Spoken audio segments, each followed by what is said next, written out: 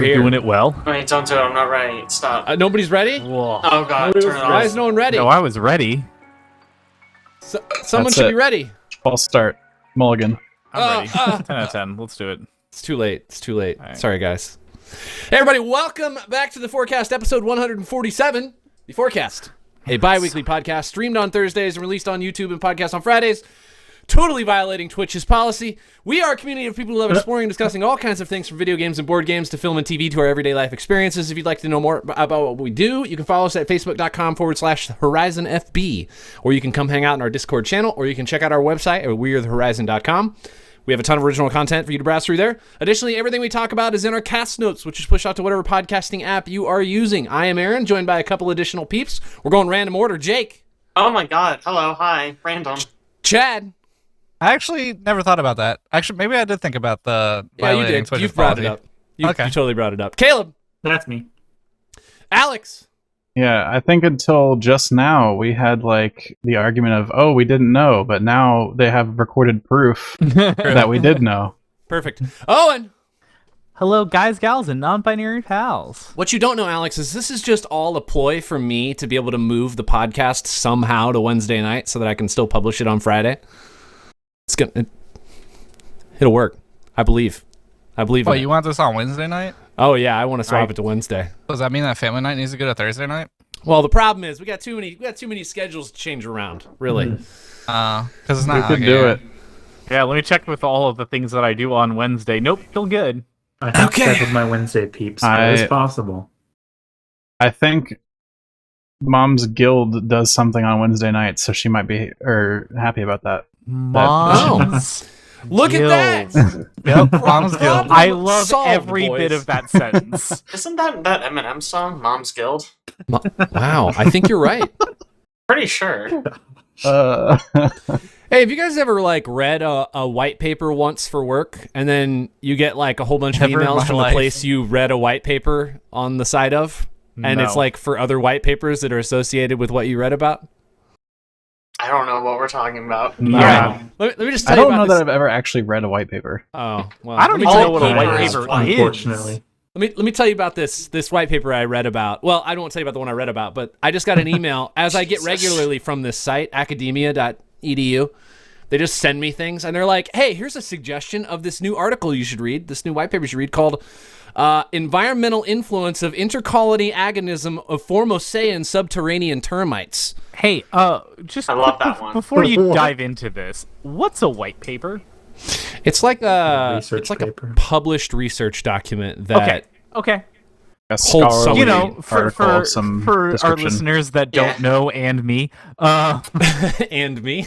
The privileged Perfect. paper. Yeah. Yeah. You should know about white I- papers because you're like big into crypto, right? And you read the white paper for the coin that you're gonna buy. True that. Wait, who's into crypto? What? You, Owen, obviously, No. you're a crypto bro. Fuck that! Always I said wonder that if- about him. Burn crypto to the ground. Wait, do you guys can't, think it's there's not real? do you think there's NFT white papers? Oh, there has to be. It's gotta be. Does there have to be? Yeah, why not? If- NFTs, crypto, kind of all for the the same. actual NFT itself? Probably not, but whatever blockchain is backing it, there'll be one. Oh, I guess that's true because that blockchain is almost always like some crypto-based blockchain that's been adapted for the NFT. Weird stuff, guys. We live in a weird time. All right. Yes. Who actually knows what a blockchain is? What even is time? As I was once asked by a friend of mine. Wow. Yeah, I don't know who would ask that. I don't Dumb either. question. Hey, let's start off with a segment from Alex and I. Oh, that This wasn't is- the segment? That the whole wasn't white it? paper bit? No, that was no. just for free? That was just for free. You're getting extra content this week. Jesus, okay. Something I find funny about the segment we're going into, it is titled WP. So it could be white paper. Oh, thematic. The segment I just wanted to talk about, it's not really a segment as much as it is just like a brief interesting thing that happened. Alex and I were looking at metrics for the website the other day, just for fun. You know, we'd look at like the 5 visitors we have a year, and it was just neat to see where they come from. Good to have you guys. Yeah, Thanks for yeah, joining Thank us. you. Yeah. We actually have quite a few visits. You'd be surprised. Importantly, though, I noticed one of the recent visits was from a website that listed our Game of the Year list on their site. Wow. Did they Let- list and the whole list or just No. our top one? They listed our top one. Importantly, this Game of the Year list, it sort of takes all of the Game of the Year lists they can find on the internet. I'm sure they're just freaking scraping for Game of the Year lists. Yeah. There are 435 lists linked on this site, and we are one of them. Hey. Granted, here's the important part. Oh, wait, Alex, you know what? You do part of this, Alex. Tell them the most What? important part about our list finding. And you're talking about we're the only ones that listed Back for Blood Yeah. as Game of the Year. Proof Hell we're needed. yes. Only ones. I mean, Granted, to be fair, there are plenty of other games on the list that only have one vote also. this is true. This is So true. I actually looked. I couldn't find another one, but admittedly, I only looked for like a minute. At the very top of the page, they have like the number totals The number of for each of the votes, games. Oh, do they? Okay. Yeah. So messed Back for up. Blood has one. I mean, Before Your Eyes, Black Book, I don't know what that is. Blue Reflection, Black Second Light, Book. don't know what that is. Death's Door has one. Surprising. Only one. Hitman 3, Disco Elysium, Final Cut, Oh, Nah, get out of here. Forgotten Wow. City, Life is Strange, Oh, I True love- Colors, Loop Hero, Valheim. okay. Well, we're Uh, just- Valheim. Pathfinder We're Wrath just of the building Righteous. building That's brand right. recognition. That's right, we are. Every year we just we'll just give it to one of Owen's. Hey, Wildermyth and had one. guarantee it's really the Listen. only place. The Forgotten City had one. it's important to note that this says winners by media outlet, and guys, we have Yeah, right? freaking arrived. We have I- arrived. Finally. I just want to say that I Technically listed as a media confidently outlet. believe in us to actually be a media outlet. Where Like- is our PAX badges? Yeah, I was gonna say we could probably get PAX badges. There are people that I have seen get PAX badges that do less stuff than we do. So That's impressive. 'Cause we I really don't think- do a lot. They might. we Maybe, got a lot of content, man. maybe they Yay. have visitors though. Maybe they have like viewers. Maybe that's Yeah, the that's true. problem. That's true. That's true. I mean, we have 5. We've talked about this. We have That's 5. true. I mean, we have- We got We- 7 right now live on Twitch. how many of those are actively on this podcast? My guess is 6, but who knows? True. I will say, like, our website traffic is super low, but also I feel like there's not a ton of reason to go to the website, I mean, which is probably why we do. that's the case. You don't All want of to our watch stuff my is elsewhere. Doom 1 playthrough? I love your What? Doom videos, dude. It's really the turnoff for the website is watching me play whatever that game was, that walking simulator that Alex made fun of me for. Or No. something. No. That other thing. Everybody's something- gone to the Rapture. or Yeah. something like Everybody's that. gone to the Oh. rapture. Yep. That was rough. That's rough, buddy. That was good times. Yeah, good times. Anyway, let's move on to what you've been playing lately. Jake, we're going to start with you this week. We're gonna start with me. Okay, We're gonna this is start with kind you. of- It's a throwback for me because these are all pre-Elden Ring. I figured I should talk about something other than Elden Ring this week. Lame. Lame. Sorry. I had a frog in my throat. No, I mean totally fair, but so I was on a zombie kick apparently. So this was back when Dying Light 2 came out. You guys were talking about it, and I was like, "Oh, like I kind of want to play that." Let me go play the first one. And I hate the first one. Don't like it at all. That's what I expected to happen. Perfect. Yeah, Caleb actually called it really good. It took about 10 minutes before I started skipping all the dialogue. Yeah. I wrote down the exact line that made me decide it wasn't worth it. Oh, Two characters God. were fighting, and one of them was like, "You're not my mom," and the girl was like, "You're right. Our mom died 5 years ago in the raids," and I was like, "This is unbearable." That can't with sounds this. cringy. It was really bad. So I started skipping the dialogue, and then it turned out I didn't like the parkour, and then it turned out I didn't like the combat. So you and just that's didn't all like the the parts of the game, game. yeah. that was Yeah. when I stopped playing. Honestly, you could probably speedrun and get through that game in like 45 minutes because there's only like 11 hours of content or something. Total. No. Get out of here. Actually, It's- what's the speed run for that game?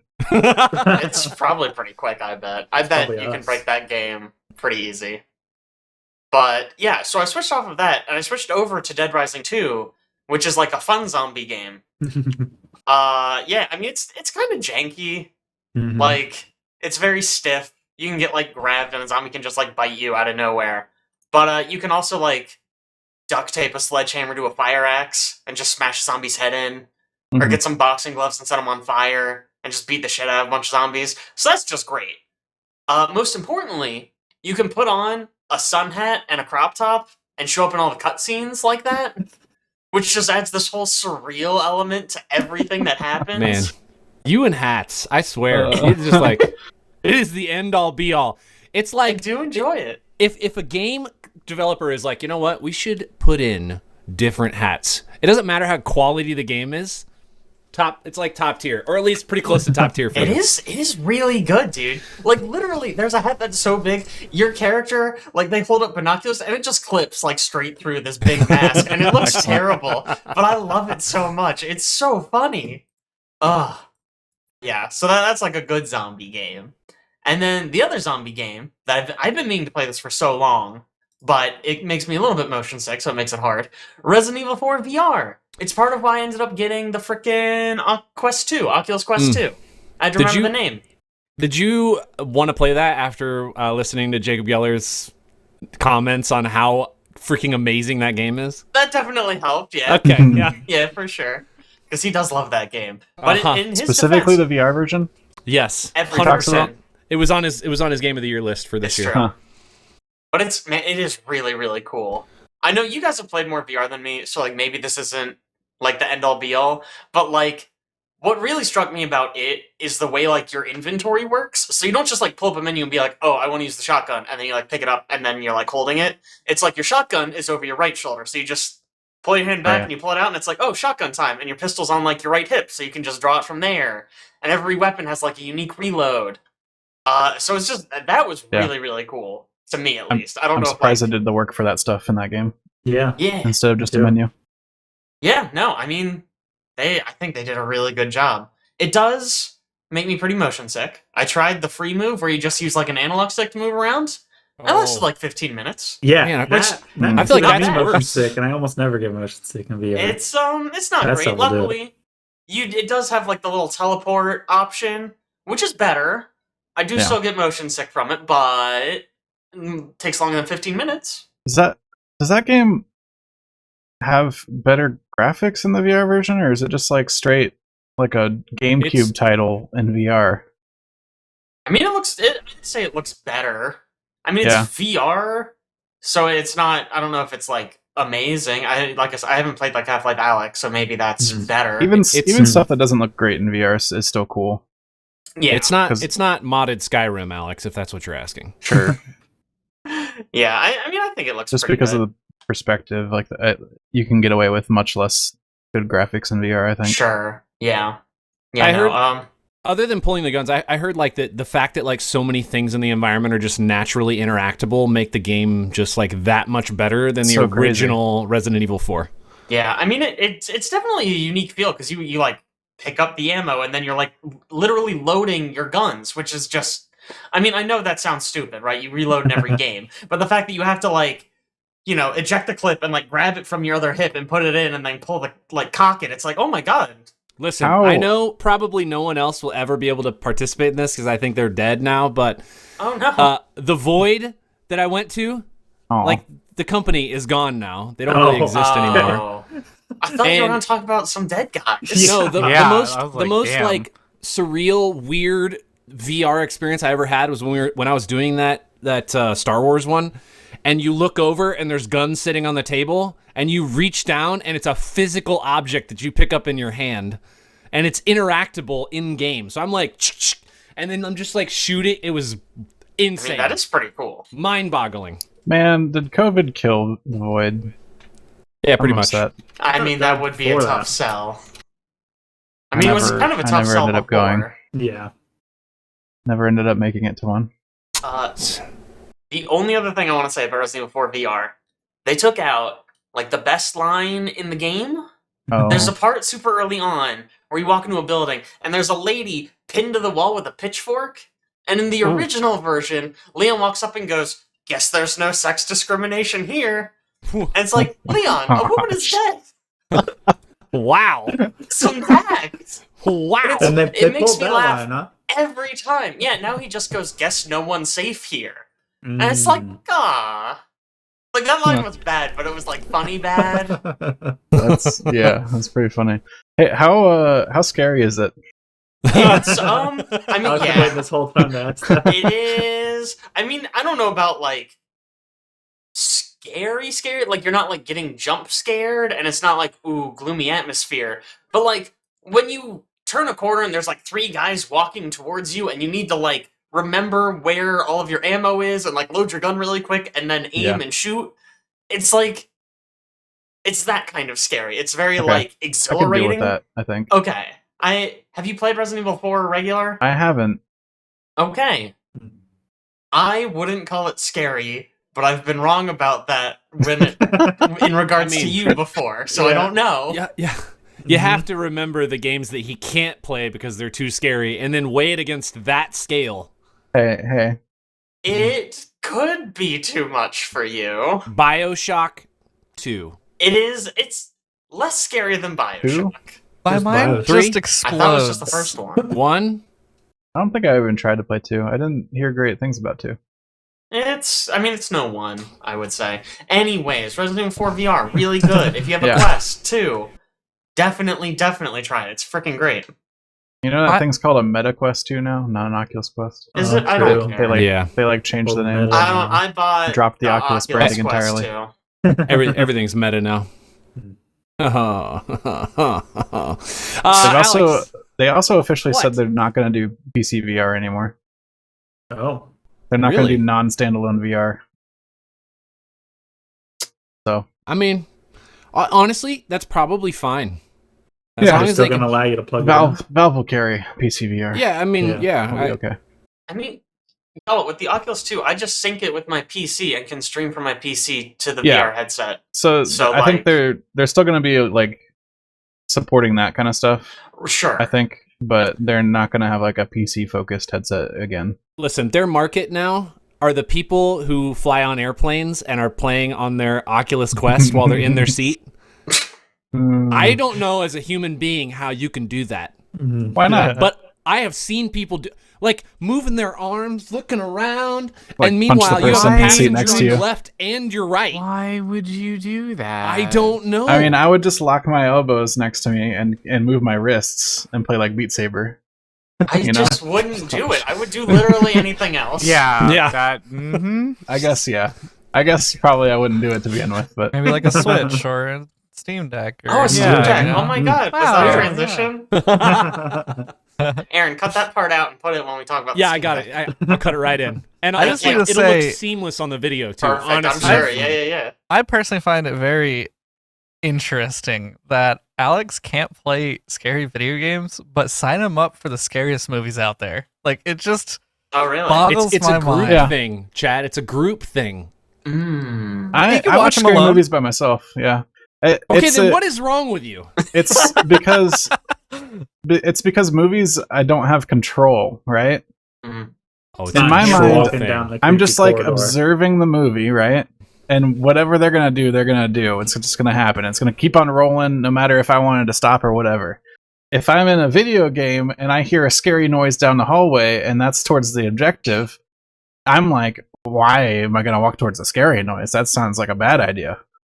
So the And real, then I get like locked up, and I'm like, I don't want to go that way. Something bad's gonna happen. the it's gonna real be scary. test, then the real test is you have to watch Black Mirror Bandersnatch and see if you can get through it. Is that 'Cause that- scary? That's true.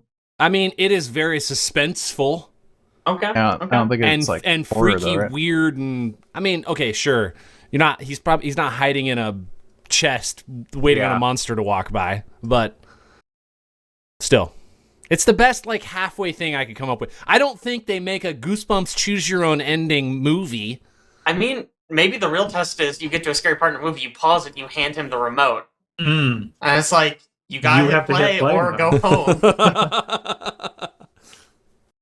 You did transition to what I was playing, right? I tried to, but then you just, like, kept going on what Jake was talking about. Yeah. So Risk Rain 2 put out a expansion. It's like $8, I think. Pretty reasonable. They added a few stages to the world. They've added enemies, one of which is like really annoying. And I don't know. I don't think I like it. It's like this little furry flying thing that has like a bouncy flying pattern. So he's like really easy to miss. And also he does like so much damage for some reason. I don't know why. And they usually come in packs of like 6. And I'm like, get out of here.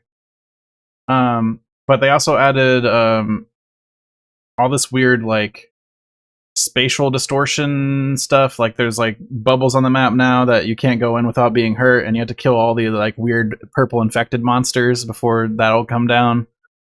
And there's just like a bunch of features. They added new items. I don't think it was in the expansion, but they also redid how the end game works. Like instead of running down that really long level that's like mostly empty, you now come out into a space and you have to complete like 3 checkpoints that unlock a launcher that launches you up to the final boss. So there's like stuff to do there. They also added 2 classes. One's the railgunner, which is basically like a sniper class, and you could just basically you could play that like a quick scoping like Call of Duty person if you want, because like the whole thing is you quick scope in with your rifle and hit something in a marked crit spot that you can see through the scope, and you do like crazy damage. And the other guy I haven't unlocked yet. You have to beat like some crazy amount of stuff to unlock the other dude, but he looks super cool. He's got like a bunch of explodey stuff. Also, there's a hidden character in that game I didn't know about until recently. If you get 4 heresy items on you, which the heresy items are from the moon shop, and they replace like your abilities. So if you get all 4, you turn into the heretic, which is like this like deformed bird dude, and he's got the heresy abilities and also negative health regeneration. Great. Health constantly goes down? Yeah. Oh, okay, great. You just have to have That's enough what you want. healing items to counteract it, but they're also like they have like 3 jumps by default, and like they move faster and have more health than other classes, so kind of cool. That game's still pretty awesome. I also played something called Knave this week. So Knave is a old school Renaissance like RPG system, and I actually put together in Foundry a little one-shot dungeon for my family, and we ran that on Wednesday. That seems interesting. Yeah, so Knave is unique in that it doesn't have classes. You kind of build what your character can do based on what you're holding, and you have a certain number of item slots based on your Constitution modifier. So if you want to be like a spell wielder, you're gonna have to hold spell books, and like if you're gonna be like a sword and board guy, you want to put points in strength and get like a good weapon, and like different items will cost different number of slots. So like a really powerful hammer will cost like 3 item slots instead of 1 or something like that. Yeah, and we ran a dungeon called so Knave was written by a guy named Ben Milton. And he also made Maze Rats, if you ever heard of that. But he wrote a one-shot dungeon. It is a single page called The Alchemist's Repose, and I bought that from him as well. And that's what we're running. So the dungeon itself is actually pretty cool. It's got instead of just like typical like dungeon crawl, kill the monsters, get to the end sort of thing, there's like problems to solve, and like several unique ways to go about solving them. A little bit more thinky type stuff. So that has been pretty cool. So far, we're like halfway through it. We didn't make it all the way, even though it's supposed to be a one shot, but it took us a long time. And there's some pretty big elements to how the dungeon works that have not been discovered yet. But there was a secret door discovered. There was a giant construct that was taken out. Secrets about how the entrance room how that works were discovered. I don't want to give too much away about how the dungeon works, because I feel like maybe I'll run it one day with our Monday night group, our Starfinder group. Woo-hoo. If we ever want to do something different or random. This is kind of like a testing ground for that. Nice. Yeah, that sounds Also, cool. your learning curve for Foundry VTT. Yeah. I was looking at Aaron's install of Foundry, and he's got like 80 some modules installed or something. And I'm like, yeah, I got Dice So Nice installed in my Foundry. The most important one. The Pretty good. module that is installed on most versions of Foundry is Dice So Nice. It's like And I 80% was like, of modules. Oh yeah, how did you get like installs. the nice buttons so you can click to roll dice instead of typing? And it's like, oh, that's Dice Tray. So I added that too. So now I have 2 modules in my version of Foundry. Look out. Oh, Is there fancy a over there? There's not a knave system, right? You're just playing. There is a knave system. There is a knave Oh. system. Wow. Yeah. Ooh. Nice. Foundry is well supported. It is. So the knave system knave is kind of cool because you can like spin up characters at the drop of a hat. Like most of all the character traits and stuff you get can be rolled for. And there's a bunch of roll tables in the compendiums in Foundry that you can just like click some buttons and basically generate a new character in a few minutes. So basically like you just roll for you pick a weapon. You get to pick what weapon you want. And then you can roll for like dungeoneering gear and then like some other gear that you get. So like Dad randomly got like a 10-foot pole, and he's already used it to knock over a robot into some glue because Frank got some glue at random for some of his kit. So they kind of comboed those 2 things together. Yeah, there's like a bunch of random stuff you can get, and then also you can generate your character traits. So like what you look like, what your desires are, that kind of stuff. And people have used that. And then also Caitlin has come up with crazy. Caitlin's playing like her first character was basically Kirby, but it was named Kerbo. Nice. Clever. And also Clever. Knave is pretty deadly. I killed Kerbo in the first room. Oh my god. First Wow. room. Heartless. Jeez. Okay. The big construct rolled a crit, to be fair. Mm. But Kerbo got splatted, and then Burbo showed up. Burbo. So, of Burbo. course. That's good. That just Excellent. Birdo, but It was Yeah. like blue Kirby. oh, okay. Burbo is slimy. Burbo is pretty slimy, yeah. It was, That's cool. yeah, it's a lot of fun. There was Pretty neat minimal system in system. place where when somebody had taken damage, they could get healed by something in the room, and it had healed me, but not all the way. And so one of the actions that I took was to nick myself with my axe to where it could visibly see that I'm injured, and then the system took Yeah, place to roll another heal, and I got max healed. Chad cut himself so that he could get healed. So dramatic. It was pretty good. That's cool. Caleb, let's move on to you. What have you been playing lately? Yeah, other than the things we're going to talk about, I've only been playing Far Changing Tides, which is a sequel to Far Lone Sails, if you've heard of that or played that. It's a very limbo-like game, I'd say. Lots of small little puzzles that aren't incredibly complicated. And just a little adventure. You're taking this ship from the left side of your screen to the right side, always. That's always what you're doing. Mm. And that's the whole game. It's a little journey to get there. It was pretty fun. I played it for like 5 hours, didn't beat it. It seems fun. Really It seems good. cool. It looked really cool. Yeah.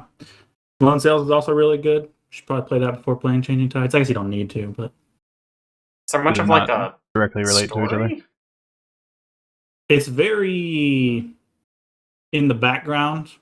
Hmm. Like a bunch of the things you do, you can see the like history of the world in and stuff, if that makes sense. Maybe. But it doesn't like it's not a particular. It's not like a particularly strong story. It's really just about your little guy's journey traveling through the world. All right.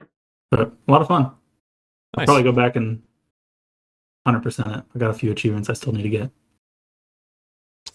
Well, the rest of us are gonna pass because we're about to talk about 2 games in our games section that multiple of us have been playing. And honestly, we should just start with the new one this week, the that's one fair. that we haven't talked about yet, which is Yeah. Tunic. Yeah. Little Fox. Who wants to? Who? Owen, you want to start us into this since you actually had it on your Can I- list up top? Can I? Because And you've you've beaten it, right? I have beaten it. I am almost done beating it a second time around. So technically speaking, my third finish. And then I'll have. I'm also planning on speedrunning it for Extra Life. Nice. Yeah, Okay. I fucking love this game. It is, like, for those that don't know, it is an isometric game where you play a little fox guy. It's very Zelda-esque, and there is so many hidden puzzles throughout the entire game. And they do such a good job of hiding things, but not making it like I feel like I was confused only a couple of times, but they do a very good job of putting these puzzles into the game and having you start figuring things out. And I think they just do a really good job of it. The graphics of it are absolutely pretty and great to look at, and was very very beautiful game. It's also the sound design of it is awesome. The soundtrack's killer. Yeah, both the soundtrack is killer, and also the design itself of like hearing all of the different things. Like, it feels like such a good arcade game, and it feel like plays- Spider-Man. I feel like an arcade Spider-Man. Yeah, I think it's just I just think it's a fantastic game. I honestly, from start to finish, I think it had a very beautiful concept, and it was a very beautiful execution of that concept. I understand why it took them so long to make it. Like, they did it right. And even some of the things that are in the game, they're still trying to figure out, because they hid so many clues and like puzzles and things that there's now like this ARG outside of the game of just the levels of stuff that they put inside of Tunic. The secrets and puzzles kind of feel like what you get playing Fez or Full Metal Furies. Like, imagine those kind of puzzles built into the world. So they're really interesting. They're at first really obtuse, but once you get to learn more about the game, you kind of start understanding where the puzzles are and how to solve them and stuff. Yeah.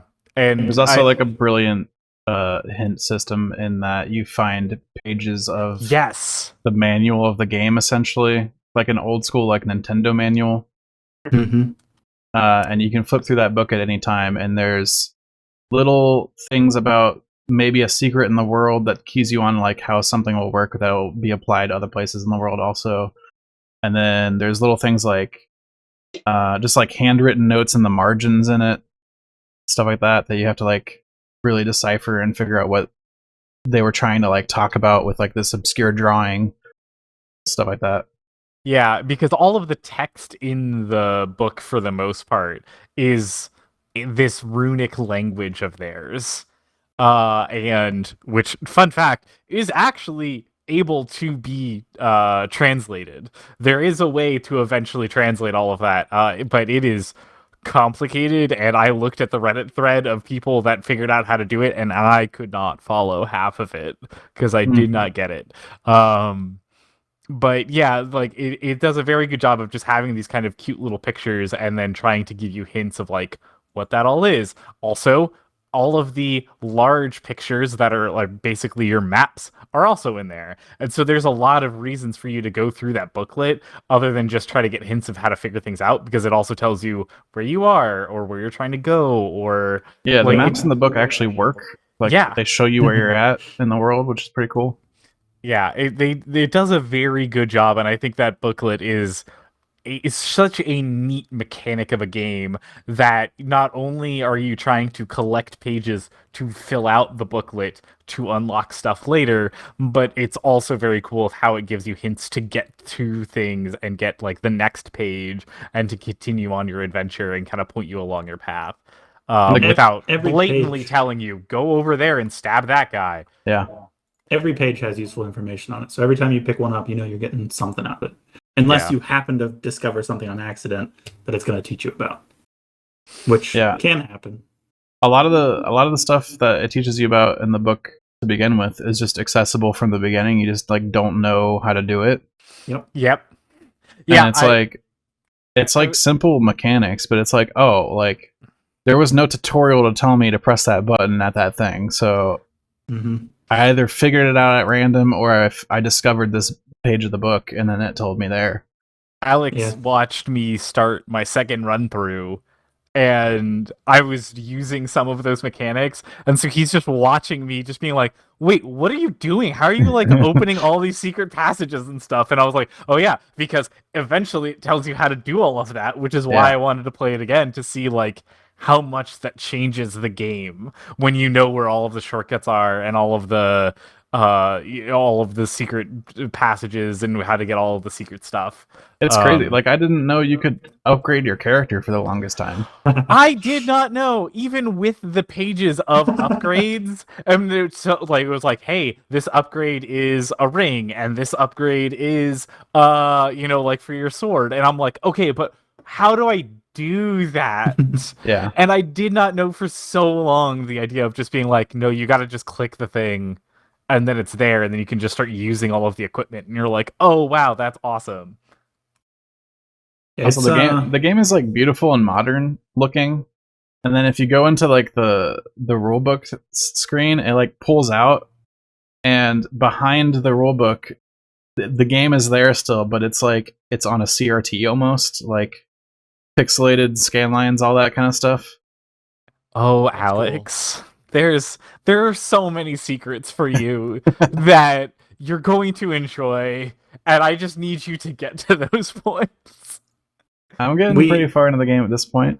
We've barely talked about combat, but Yep. combat is really enjoyable in the game. It's your Soulsy style combat. A little slow and methodical. You got to dodge roll. The gotta game block, Gotta parry. do deep and It actually dodging. takes like a bunch of stuff from Souls titles. It's You got your Estus flasks. I'd call it like Souls Light almost. Yeah. I think my only complaint with the combat is there are many times that I'll like press sword swing, and then I want to use my magic dagger and then sword swing a bunch because I'm assuming that the magic dagger is going to freeze the enemy in front of me and then I'm going to hit him a bunch. Mhm. However, it sometimes delays it, and so it goes sword swing ... Okay, magic dagger, but now your thing in front of you isn't frozen, and now that now your enemy is on the other side of the map, and I'm just swinging into the midair, like not doing anything, or using another magic dagger where there's nobody there, and I'm just like, oh, this kind It's got sucks. like the animation priority and like yeah, that kind of stuff from Souls games where you have to like be deliberate about what you're pressing. Mm-hmm. Make sure you're out of the animation before you're trying to do something else. yeah. Like there are many times that I would just be like, okay, I only want to press the sword swing once, but like it's just like, okay, so you hit it 3 times, and I was like, no, I only did this once. It's got what other stuff does it have from Souls? So it has Estus flasks. It has stamina bar. Stamina bar is not linked to attacking, actually. Mm-hmm. Huh. Just Attacking dodging? just stops you from Dodging and blocking. stamina. It Yeah. doesn't cost any. Yeah, dodging and blocking will use your stamina meter. If your stamina meter hits 0, you take 150% damage until you Yes. get your stamina back. Which Mhm. is real rough when Yeah. you're like, okay, I've dangerous. blocked. Now I don't have any blocks, and when they punch me in the face, it's going to take out all of my health. I think the biggest influence from the Souls games is actually the level design. Like the level design is super super good, and it follows like the Souls formula of having these winding like maze like structures that eventually will open out into a shortcut back to a bonfire or something like that. Mm-hmm. It works really well. Yeah, it's He's like, really solid. You guys should all play it. It'll probably be on my game of the year list. I mean, it will be on my game. I remember when we played it. We played the demo at PAX one year, and it was like super cool. Like the graphics look great. The soundtrack, even then, I thought was good. So I'm sure Yeah. it's what they've done since. Because it's been years, I think, since we Yeah, I played feel like that. it was It's 4 been in years they development put for this out. ages, Yeah. It has been in, but you understand why. It's so nicely polished, and Mhm. they really thought out a lot of the hidden things, like the things that I got stuck on, and I eventually was just like, oh, I've got to look this up. And just the answers to it, I was like, I would have never gotten this in a million years unless I was talking to somebody who knew where I was and like had any ideas of how to solve some of these things, because It's it was like- just so brilliant. It's super polished and got tons of secrets and stuff to find like that. Also, Oh, yeah. I don't know if you guys know this, it's a solo developer. It's one dude. I was It's a just one looking guy. at that. Yeah, Crazy. those kind of games are always so cool. Like Yeah. so was that freaking card game Inscription. Inscription. Yep. I Yeah. mean, obviously other people are involved, but it's basically just one guy. I mean, look at Undertale. Yeah, Look Undertale's at- another great example. Yeah. Doki Doki, again, there's some other people did the art, but basically just Dan Salvato. Yeah. Yeah. Yep. Like it is a very beautiful story and a very beautiful, like, it just from one end to the other, you understand that this person poured everything they had into it, and it's just like it shows. It really shows, and I really hope that they're at PAX this year because I want to shake this person's hand and get them to sign so much shit. Got a really good parry too. I don't know, just want to mention that. Who's Perry? The platypus? See, Oh, I didn't know he was in it. I didn't Yeah, realize it's- this was a Phineas and Ferb spin-off game. it's funny Yeah. that you say that because I've never parried in that game. Oh, it's so Pretty good. good. I just dodge. It's definitely safer to just dodge or to block. But when you get the parry off, Look at Kinda that. just- They stole something else from Dark Souls. I was gonna say, Yeah. No, yeah. you can do this one. This one's possible. this No, no. parry is doable, is the thing.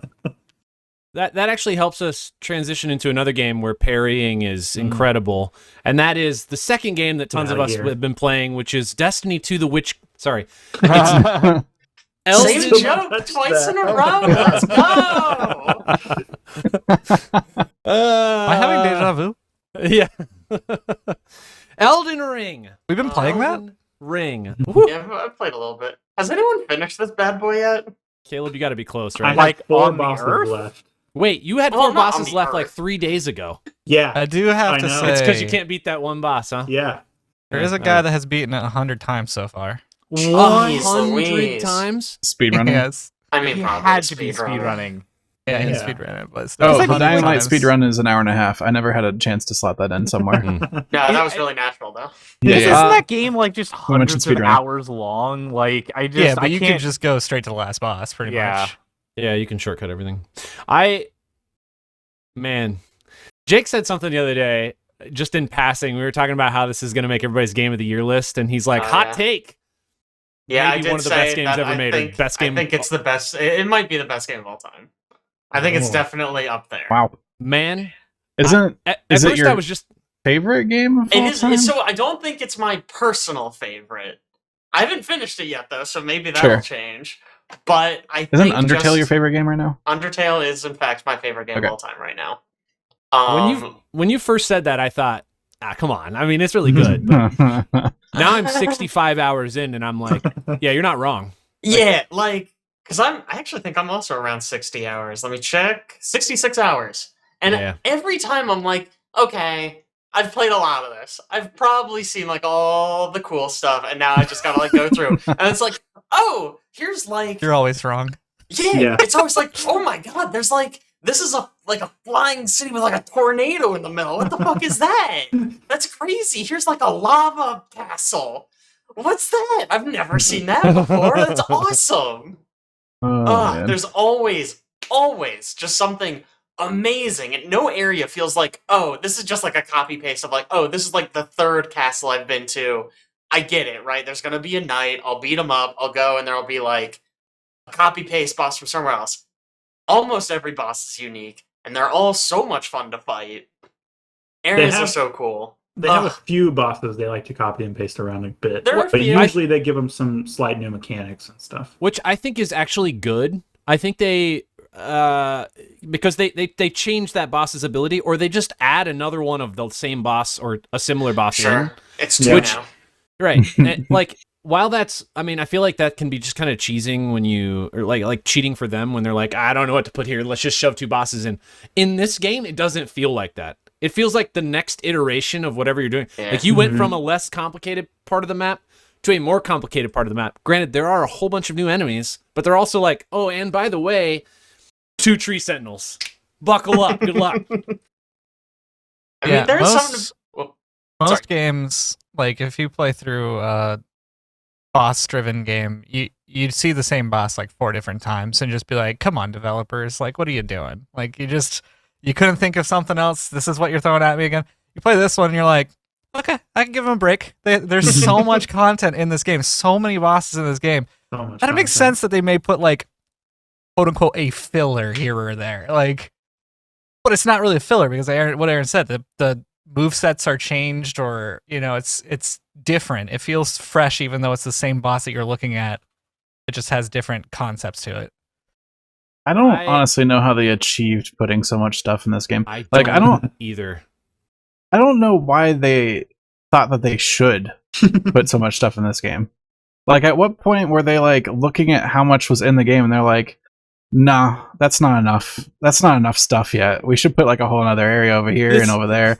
This isn't quite worth $60 yet. Like, Yeah. It feels like when they were especially developing it, looking they were like, at he walked 30 seconds in a straight line, didn't find anything. We need to put something there. Yeah. I mean, especially looking at their other games though. Like, there is a expected like amount of content value to a FromSoft game, and it's just completely blown out of the water by Elden Ring in comparison. And I don't understand why they would like. I think they're setting themselves up for failure in the future by making this game too good. You know? I mean, maybe, yeah. Because This can just be the end. They can hang the hat up after this. It's so This is the next Skyrim. Yeah, Come on, I'd like Bloodborne 2, please. man. Bloodborne 2. I just fought the Dragonkin soldier of Noxtella. This game is ridiculous. I don't know how. Chad, you were spot on. Like, why? How is there so much content in this game? How? Everything is new. Everything is weirdly unique. Blown away by this game. I'm 142 hours in. I still got at least one full area left. Need I There's a remind lot you? of stuff in this game. Need I remind you guys that I quit playing Sekiro after fighting literally the first enemy because I didn't know how to play the game. I didn't know how to equip weapons in Bloodborne, and it frustrated me, so I kind of stopped playing the game. I cannot put this down. I just am constantly thinking about, I can go do this now. Say they want to do Bloodborne 2 next, right? Could they make like a 30-hour like closed off Bloodborne game and people be okay with that? 100%. I mean, I would be. Yeah, I would be as well, but I see what you're saying. I think the Souls genre is in its own kind of category where people will just be good with whatever we get given because it's a polished game half the time. More content. It's more content. It's basically just Elden Ring extended or Dark Souls extended. It's always just the extension of what you're playing because it's in the universe. It's boss mechanics that are really, really clean. Stat upgrading that's really clean. It's just the Souls Born genre is just very clean. It's just clean. Like, that's it. The art direction, like, I was talking to Caleb the other day. I was on the Nexus site for Elden Ring mods, just looking at like stuff that was there because I saw somebody posted a screen space ray tracing mod for it. You don't need to make excuses. You're looking for that nudie mod. Sure. I want to see my hideous Elden man naked.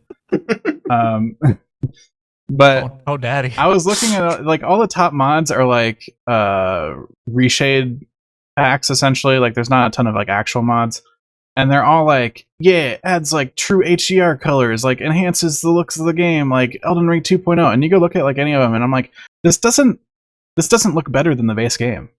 Yeah, like it changes the way the colors look, and it just looks wrong. And like, I think the art direction in the base game is so good. And it delivers such a unique and like precise aesthetic that altering that it looks bad. Yeah. No, it's just like Dark Souls. I guess Dark Souls 3 looked really good, and Bloodborne also looks really good. I don't know. It's not a game that springs to mind when you think of or from software games. I guess I should say. I wouldn't say like are great looking games. When you try to think of like the best looking games of all time, you wouldn't probably think of a Dark Souls game. Man, this game is stunning. It is stunning. Stop on the cliff side. Just... I don't even think it's like technically impressive. It's just like the art's good. Yeah, the art. It all comes together to create such a compelling package. every area has such a unique feel that like you go somewhere else and you're like, whoa, like it's so different and it looks so good. You know, you're never gonna be like, oh, what area is this? You're like, oh, there's like a river of blood and a giant undead zombie dog. I know where that is, like for sure. Yeah, there's even a mechanic in the game where you get these little paintings, and you can look at them and know immediately where it's Where it's looking at. what it was painted for. I will say, for anybody who's playing this game and you're at the point where it's like, all right, time to go towards Capital City, the best way is to just take the alternate path. Oh, yeah, Because going to Caelid and getting the second half of that medallion, let me tell you guys, the amount of time I spent at Fort Height, however you say it. Yeah. What? Way too much time. I lost 145,000 runes. So many. Yep. I mean, it Quite a wasn't all few. at once. It was like I lost like 45, then I lost 70. Then I mean, it's just it's a lot. But now I'm there. Made it. So Just don't go proud to of you. Caelid. Don't go to Caelid. Caelid's No, don't go to really Caelid. hard. Later in the It game. sucks. Later in It's the like game. right there too, so you're like, It's- oh, this yeah. is the next location, and then it's like, I- no, it is not. It I mean, feels I like the initially next thought location. it was the second location that you're supposed to go to, and I was out of there pretty quick. You immediately realize it's not. Yeah, go do all of Liurnia first. You see like a big bird, and you're like, ooh, this could be a fun fight. No, it is not. That bird's No. gonna kill you. Yeah, Instantly. Is that the one that just shoots a big laser? Because No, I'm just there's talking like- about the regular birds. the regular big birds. Okay, crows. It's like a crow Yeah, or raven a or something raven. that's sitting in a tree. whatever. there's like Good a luck. big bird man. I decided I was going to try to fight at one point, and he leapt across like 100 feet away from me and shot a giant Oh. laser at me that I know instantly who you're killed me. talking about. Freaking Anyway. love that game. I Yeah. think the point here is if you have not played Elden Ring, go freaking play it. It is beautiful. It is fun. It is complicated in all think the right ways. Most importantly, it's accessible, it is. Mhm. because that's my biggest issue with other FromSoft games, Mhm. is becoming too frustrating. I mean, Yeah, don't get I me thought- wrong. You can easily get frustrated in this game Oh, just sure. banging your Sure, head against yeah. a boss, but I think what helps so much with that is the whole open world design, because you get stuck on a boss and it's like, you know what? Fuck that bird. I'm gonna go left for the next 10 hours. Yeah. Yeah. Yeah. And I'll gain like literally there was one boss I did, got stuck, left. I think I came back fully 50 levels later and beat him in like 4 hits. Yeah. I was like, wow, I did like 0 damage to this guy, and now I'm chunking him for a quarter of his health. yeah, Wild. it's fun. It's awesome game. Go check it really, out. really good. Owen, Uh, thoughts on Elden Ring? yeah, Owen. Should play it. I don't think I Probably will should. because my. don't enjoy games like that. Oh, Tunic buddy. is basically a Souls-like, and you love it. But I think that there's something about the play style. There's something about Tunic that makes me get through it as a Souls-like, whereas like actual Souls-like games, I'm just like, that just feels sweaty to me, and I don't want to do that. Owen, I don't play Souls-like games. I suck at parrying. I don't play any of the others. I love this game.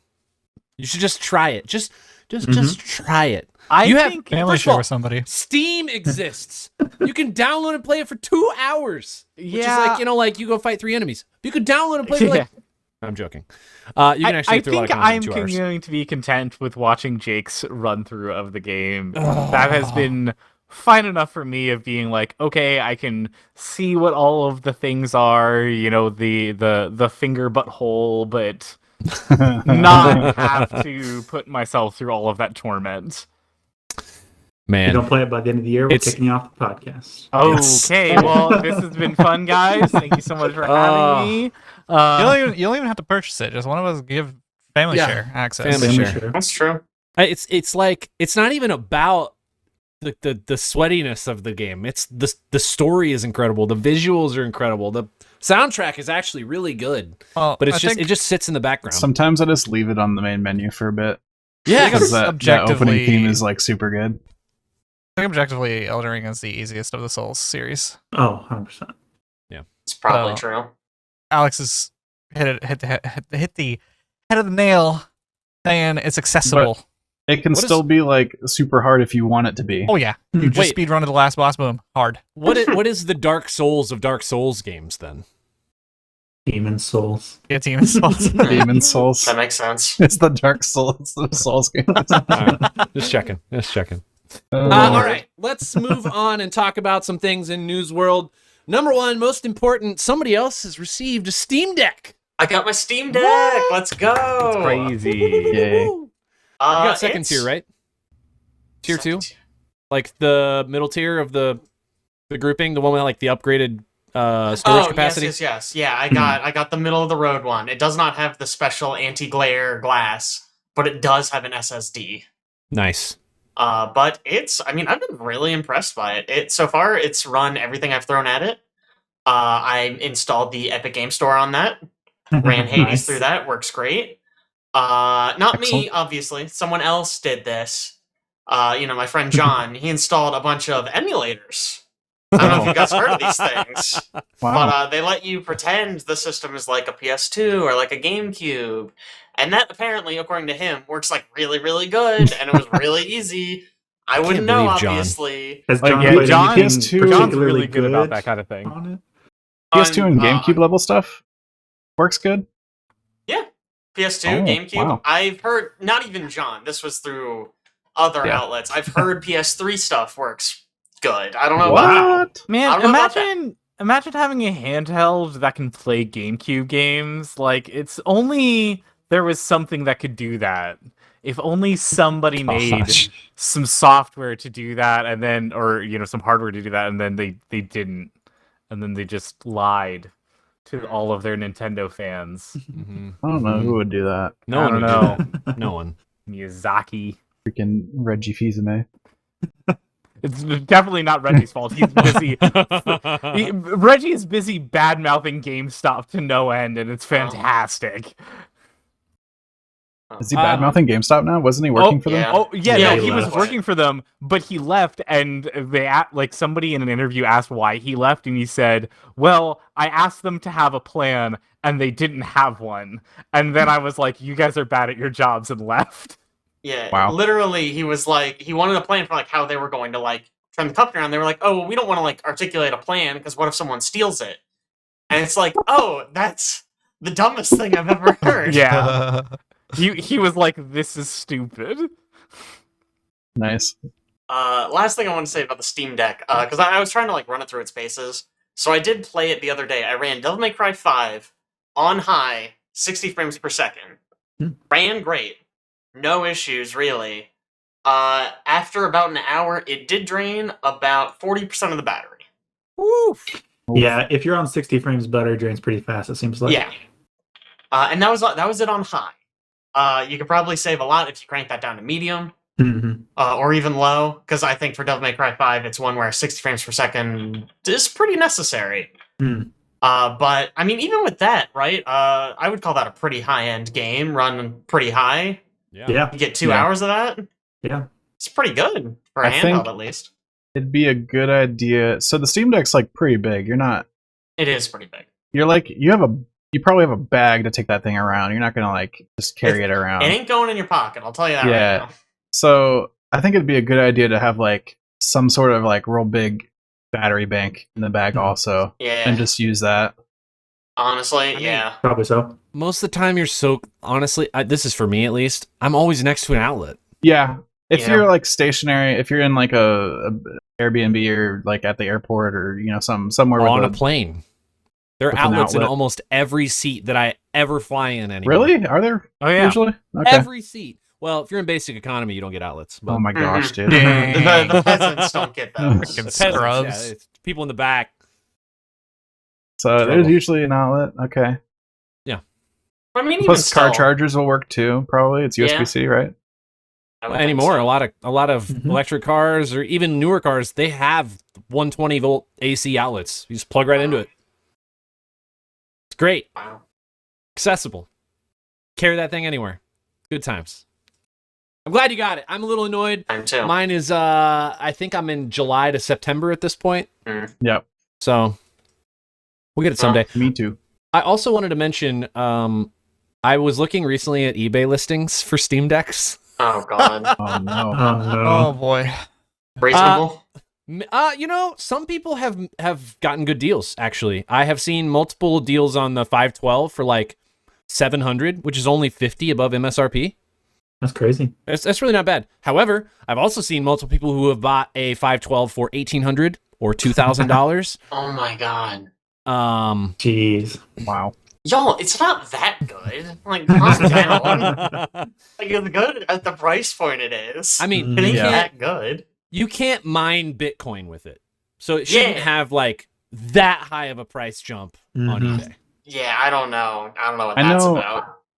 Part of what makes the Steam Deck really appealing is its price point, because there are other devices that are similar, but they're all Mhm. actually weirdly similar to the prices you were talking about, like above $1,000, in excess of $1,000 for that kind of thing. Yeah, I don't know about that. I take it back. I am wrong. As a matter of fact, you can mine Bitcoins on a Steam Deck. Don't know why you would. I don't either, I but mean, it's an open platform. You can probably do whatever you want with it. You can install Windows on it if you want. You can. Yeah, it's Yeah. literally there's just a desktop mode where you just have a desktop. That's how a Excellent. lot of those things John did. I'm gonna use you know, a John, accomplished. John, John, not me. John. I'm gonna John. use a Steam Deck for work. Yeah, they're Play gonna get any work games to on it. expense one for me. Be like, honestly, Yeah. this is the That's best smart. piece of Oh, that's software a I could, good or idea. piece of hardware I could have. I wonder Just stick it if on I a can dock do with that. a Yeah, Yeah. keyboard and mouse. plug in a keyboard and mouse. Start working away. I'm like one of the only Steam Deck users with Word InDesign installed. I'm like, man, this guy's using it for the right reasons. This is why we developed this thing. A couple other things in news here. I wanted to bring up Lego Star Wars, which has been in development since their original announcement in 2019. But recently, the internet's been a little bit on fire because apparently when this game releases on April 5th, you will be able to play all 9 mainline Star Wars films, plus downloadable content for Rogue One, Solo, both seasons of The Mandalorian, and The Bad Batch, which means Wow. there are 300 playable Wow. characters and 20 unlockable planets. Oh my For like Jesus, I don't even 200 like to that. $300. Why? I have questions. I have Yeah. questions about this. Yeah. Because is this, I thought when I saw that they were doing this, because they've been doing Lego Star Wars X Star Wars movie for forever. And I thought this was just like a compilation of like all of those smashed together. Am I incorrect in this opinion? I think you're right. Okay. Plus, they added a bunch of stuff. That plus an extra. And bunch they of added a extra- bunch of stuff. Yeah, like the idea of being able to play some of the Bad Batch characters in any of that does seem kind of interesting to me. I'm not gonna lie. I'm low-key now interested in this game. It seems like an unreasonable amount of content. Granted, we just talked about Elden Ring a Elden minute ago, Ring. so Yeah, they might be tied for content, honestly. that's a lot of playable characters and a lot of places to go. But I mean, How people many- love Lego games. Yeah. It's amazing how much people play these games. How many people can play a Lego Star Wars at the same time? Well, if you're wondering At if it's least like 2, if not Farming 4. Simulator 2022, it's not, Alex, When we okay? play- There's 300 playable characters. Surely we can play like 16 people at least. It's like 16 tangos. don't you like share a screen in those games? I have not played a Yes. Lego Star Wars game in so long. You okay, in fact yeah. do. It'd be a Can little you hectic. imagine 16? It's It's crazy. got a really large projector. I guess, yeah. Anyway, it seems cool. I just thought that was really interesting because that's a lot of effort to get all of that into one game. Yeah, it is. But Yeah. You know what has a lot of effort put into getting a lot into it from all You. different IPs. With its 2 players. yeah, Chad, Fortnite. what is it? What is Fortnite. it, Chad? Oh, it's Fortnite. What a, Oh what my a God, we segue. did What a it. transition. Yeah, I mean, there's what Marvel. There's that's all I can really think of. All that The matters. Rock. The Yeah, The He's Rock. his own cinematic Which- universe. Ariana Grande. Isn't he in We Marvel? brought up at this Fortnite point? and Owen walked away. Not yet, I don't think. Not yet. What is he? Black Adam? Yeah, Black Mhm. Adam. Mm-hmm. but it's coming. It's coming to Marvel. It's so coming. Yeah, Wait, soon. Isn't Black Adam DC? I don't maybe. know. I think Black Oh, Adam. you know DC. what it is? He's gonna be in DC. Never mind. Whoops. I'm Whoops. completely wrong. Aaron, cut that part out. Yeah. Wait, but I was right about something. I mean, Everybody that else movie's was gonna be confused. This bad. never happens. Wait, Marvel has Atom, but DC has Black Adam. Yikes. Yeah. That's a lot of yikes right there. I don't know about that. Oh no. All right, yeah. So Fortnite had an update recently.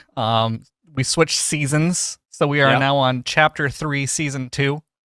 Just Which I seasons think and chapters. I think that if you boil that down to a single number, I think we're on like season 21 or 22, somewhere around there. Wow. We had 10 seasons in the first chapter, 8 seasons in the second, and then we're on number 2 on the third. So do the math there, and you'll get to where we're at. They came out with a cinematic. So basically, what ended up happening last time is that we got away from the bad guys, the IOs is what they were calling them, by flipping the entire island. And so we got, quote unquote, back to our world. And so if you guys remember that, that's the thing that happened. Well, guess what? There was a bunch of rumbling and earthquakes, and they drilled their way through the island, and they are now on our side of the island. And one of the things that they did is, while this whole war, like it's a battle between two sides, while the IO and whatever the other team is called, I honestly don't pay attention to the lore too much. They were coming together. Sloan, which is one of the leaders of the IO, clicks a button, and all of the builds go away. So it erased the technology to build anything. So we are in the mode of Fortnite all battle, no building currently. Crazy. So I have a few things to say about this. Because I have been playing this game for the past game has had building in it since 2017. And so old. I pretty much had started playing it that year. So 5 years now. It's been pretty much the same game. You build, you shoot, etc. And then they come out with this, which arguably is kind of a bad change in my opinion, but it is only for 9 days. Because we're as the good guys trying to get the builds back or whatever. So after these 9 days, there will be the building mode back. Rumored that there is going to be a no build mode permanently added to the game. Which that's cool. If it was this permanent own mode, cool. If it takes over as the primary mode, that's where I think the change is kind of questionable, because you're kind of just saying F you guys to the people who have stuck around. Kind of like if you took Overwatch and removed all abilities because the abilities made too much of a skill ceiling, and now it's just shooting. Everybody would be scratching their heads why is this happening? You made this game. Anyways, it's also the number one differentiating factor for Fortnite from every other battle royale. Right. So I want to hear Alex's thoughts on the no building mode, because he played 2 matches with me. 2 rounds of Wow, Fortnite. you're a regular Fortniter. I'm a big Fortniter. That's what I always said. Feels a lot like a lot of other battle royales now, I think. Mm-hmm. Which I don't think is necessarily a bad thing. It was, I would say, moderately enjoyable. Wow, high praise. Which is not, I would have not said that before, probably. Yeah, I don't know. The slide feels really good that they added. You've got a really fast, strong slide that you can use. You can just hurl yourself down hills. It's pretty sick. So is it the lack of building that is changing your mind, or is it just because then it's just I don't have to worry about all that crap. The building stuff is just it's too much, I think, in my opinion. As somebody that hasn't spent a ton of time to get used to that system. Sure. Built all the macros for it. Getting into a gunfight with somebody and then instantaneously spawning 20 walls around themselves and then being 30 feet in the air above me because they know all the buttons to hit real fast. I'm I don't know about that. Meanwhile, I'll put my wood wall in front of me and be can't shoot me now. What's up? Yeah, I don't know. It was pretty fun. I mean, you ran around the map, you looted. It's got some cool unique mechanics jump pads and cannons to shoot yourself out of, and just basically think of any game and Fortnite has implemented something from that game. The cannons, Sea of Thieves, jump pads. I mean, I didn't even think of Sea of Thieves. It has the Sea of Thieves cannons essentially. Yeah. A grenade that you can throw at the ground that does a explosion that will push you. but not damage you. So you can like use it to like bounce yourself across the map. So a bunch of like cool movement stuff like that, and then like the shooting doesn't feel terrible. It's pretty good. Doesn't feel terrible. And But I like actually like Chad will complain about that there's bloom in the game, so like there is a random element to your shooting where even if you're aiming at somebody, the bullet might not hit them just on like a random number generator. you take like Call of Duty for instance in Warzone, and you're like you aim at somebody with your red dot and you pull trigger and like it'll hit, and then you keep pulling trigger and you just have to kind of finesse the recoil, and that's about it. And Fortnite, the crosshairs start getting bigger and bigger, and basically your bullets are just going to be like painting the guy's outline, but like not actually hitting him, even though you're like, dude, I'm aiming at this guy. Which I mean, when they added the MK last season, it kind of changed that because it was literally just you pull down recoil and that was it.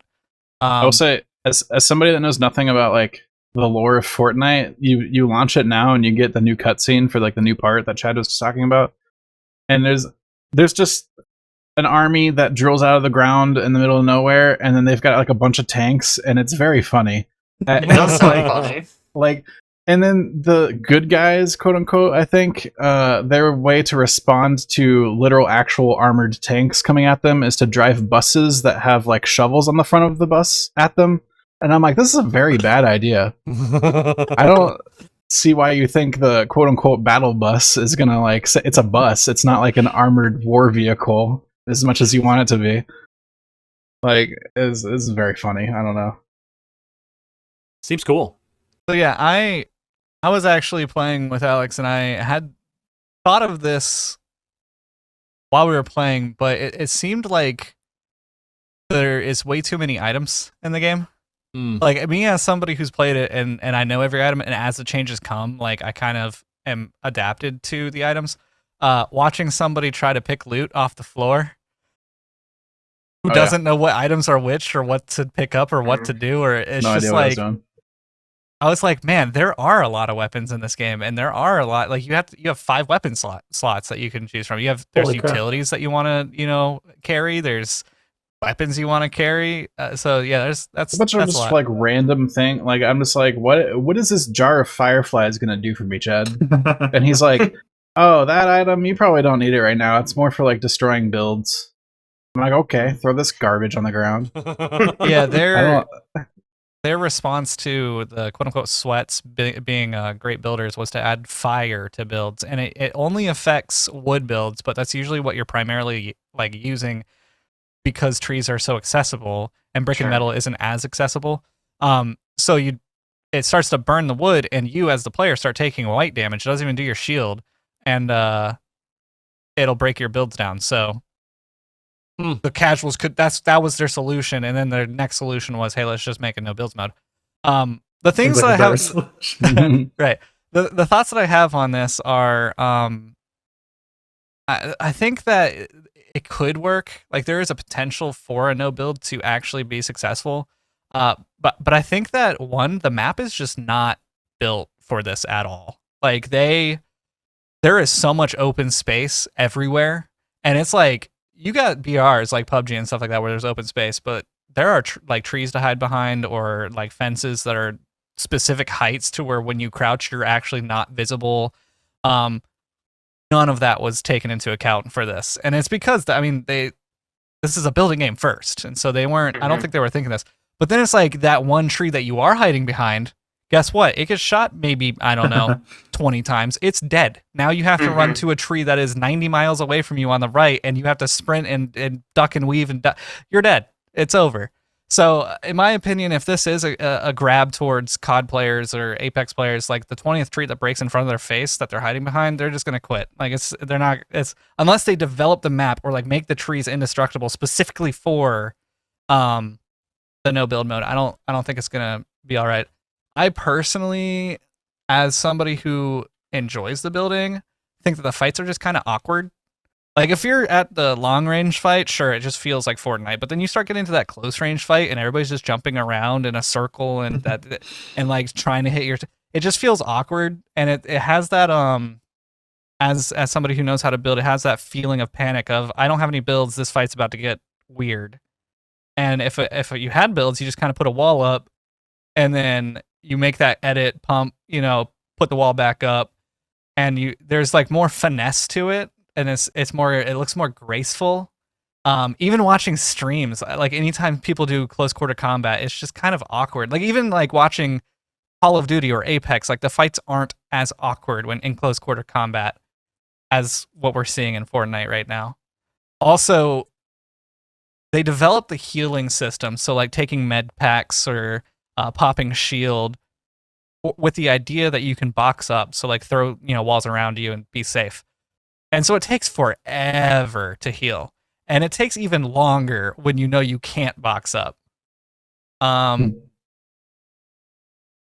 Also, yeah, I do believe that the shooting is, the shooting might feel great for the first couple of matches that you play, but I think towards the 7th or 8th or 100th time of that one bullet just not hitting because of Bloom, it'll get annoying, and I think people won't gravitate towards this game.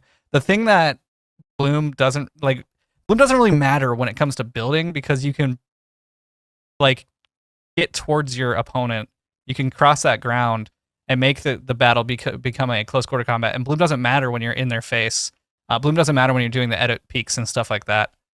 But yeah, I think they're actually, and this is the last thing I'll say on this, I think this is actually a genius play on Epic's part, because if we actually look at it from a marketing standpoint, and we see them drop this new season, and they drop this season with all 3 modes. You have the ranked, which is called Arena, you have pubs with building, and then you have pubs with no building. They dropped that. Pubs with no building would kind of go under the radar, and nobody would really talk about it. And they would talk about like the tanks that were added to the game, the blimps that were added to the game, the new weapons, and that would be kind of the primary focus, because everybody would be focused on the building of Fortnite. That's what it is. And they've done this before in the past, where they dropped Team Rumble, which is 50v50 team deathmatch kind of thing, and nobody really talked about it. But because they threw it in everybody's face for these 9 days, there has been so much controversy on it. There's been so much talk about it. The word of mouth has spread like forest fires. And so once these 9 days are over, when they drop that no build mode, I think people will stay in this game, and there'll be more people flocking to it because they've heard about this no build mode, and they've seen like streamers playing it and all sorts of stuff. And it's just I think it's a genius play. Like Epic always does the controversial thing to get the word of mouth out, and I think this is one of those things that's really good.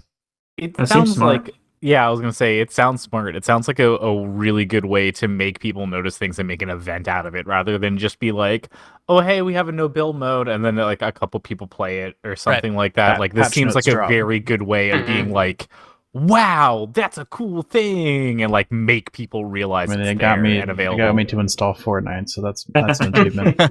Well, honestly, you're not the only one. There's been a lot of people that I've seen that have just been like, hey, I never played Fortnite because of the building always confused me, and now I'm here, and so like, you're in good company. Probably won't play any more Fortnite, to be honest. Well, here's the thing too, if there are the 2 modes, building and no building, like I could totally see myself jumping over, like probably 90% doing the building Fortnite, but then every once in a while jumping on a game here or there on the no build Fortnite and like playing with people who want to play that. Cassie said that she was wanting to play Fortnite, but then and getting asked, but the building was too hard, or one of you guys want to play. Like it's in the realm of the game that I'm playing, so it's not something that I don't know. It's just another game mode. Like if you're playing TDM or Capture the Flag, like you would jump between the 2 on Call of Duty or stuff like that. So yeah, and it seems like a way that you can get your friends to join you. Like when playing Overwatch, just because you guys were like, oh, I want to play quick play. It's like, okay, cool. Like I get to play with my friends. I'm in. Let's go. Yeah. Mystery heroes. 100%. Also, another game update we should talk about, which is Lost Ark's March 24th weekly update. Chad? I did not think this through on putting these back to back. Yeah, Lost Ark came out with an update. They're basically just doing weekly updates, it seems, and so they're just trying to catch up to Korea's patch, which I've learned a lot of cool things about their patch over the course of playing this game and hearing the community talk about it. One of the things they did, though, is they came out with like an appreciation chest. I feel like I said appreciation like Aaron does. Uh, it's a chest that basically gives you some honing material, which honing is how you get your tier gear, so tier 1, tier 2, tier 3, etc., leveled up. You start with like a 302 item level, which is your tier 1 gear, and then you go to tier 2, which is in the 800s, all the way to 1100, and that's where you get to the tier 3 gear, into the 1302s, and so on and so forth. But to upgrade that, you use all these different kind of resources to clank them together and boost your level up. I think we discussed this kind of like Destiny style, where you're just kind of putting everything together and making your high level go up.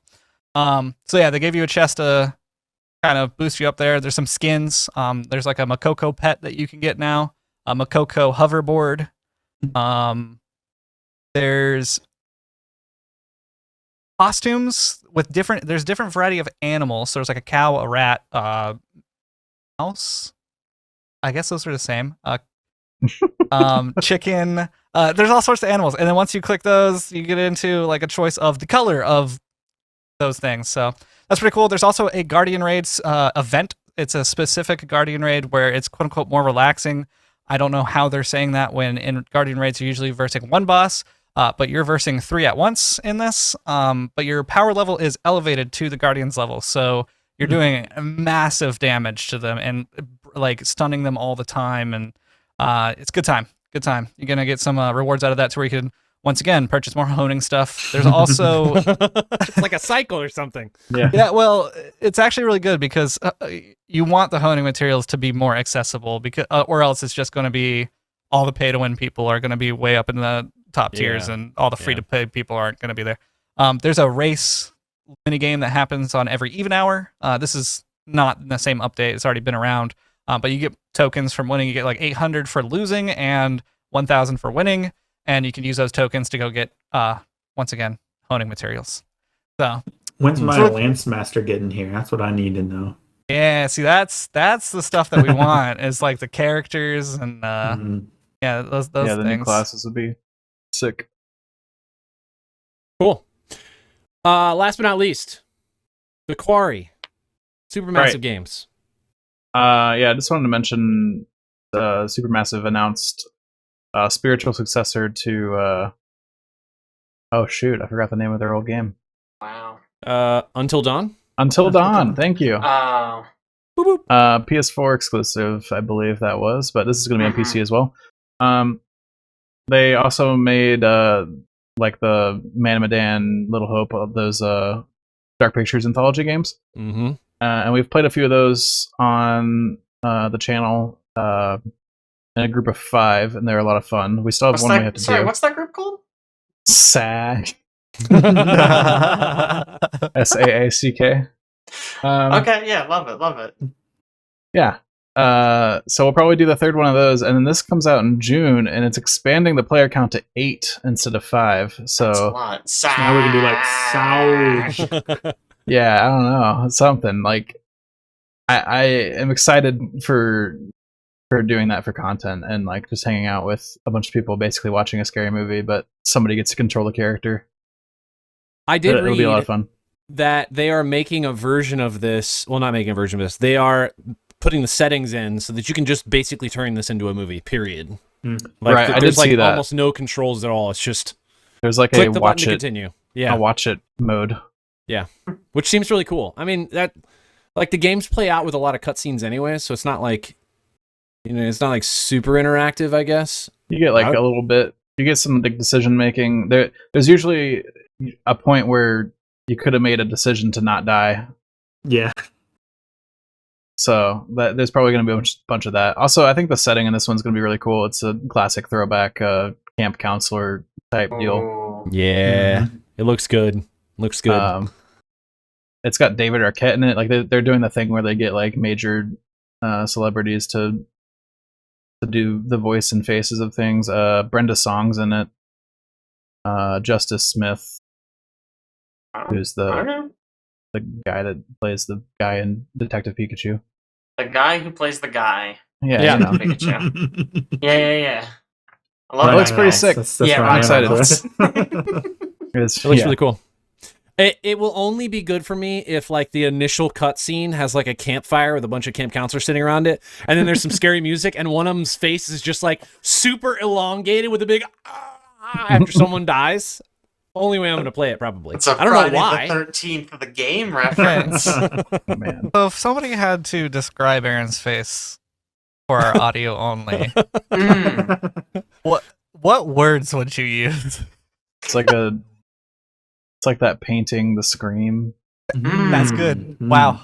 Okay, I thought that was going to be a stumper, but done. One thing I wanted to mention, jumping out of news into just one quick board game thing, Frosthaven. Alex and I were talking recently about Frosthaven. They had a recent published announcement on their Kickstarter campaign about the MSRP of the game for all non-backers. And I just think this is interesting, only because he officially announced that the MSRP is going to be $250. Oh, that hurts me. Which is a lot bigger than the $160 that they communicated during the campaign. And it's a lot more. Yeah. The one thing he talks about, which I find most interesting about this, I mean, everybody's prices are going up just because, I mean, supply chain is just a problem globally. But he does talk a little bit about that, but I went through and read the whole thing, and he's also talking about, though, that they've expanded content so much since they launched the campaign. He said that the game is supposed to have 35% more cards, 25% more map tiles, 25% more monsters, twice as much storage, 40% more scenarios, and a much larger rule book, which is just nuts. Over what was anticipated at the beginning of the Kickstarter. Correct. Wow. Correct. How does the beginning of the Kickstarter compare to Gloomhaven content? Was it similar in size originally? It looks similar in size. I don't know. I couldn't really tell based on the description of it. I get imagine I get the sense that it's right around the same realm. Which I would imagine their says to goal me- would be to do something similar, if not more, than the first game.